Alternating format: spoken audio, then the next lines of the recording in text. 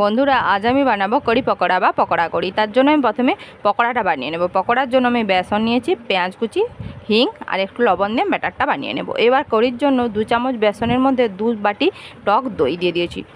দইটা যত বেশি টক হবে তত ভালো কড়ি হবে। এবার দেখুন, এর মধ্যে দিয়ে দেবো আমি 4 বাটি জল।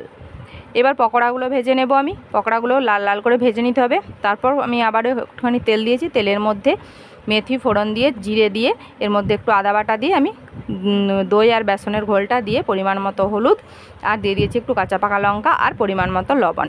এবার আমি এটা ভালো করে ফুটিয়ে অনেকটাই ঘন করে নেব।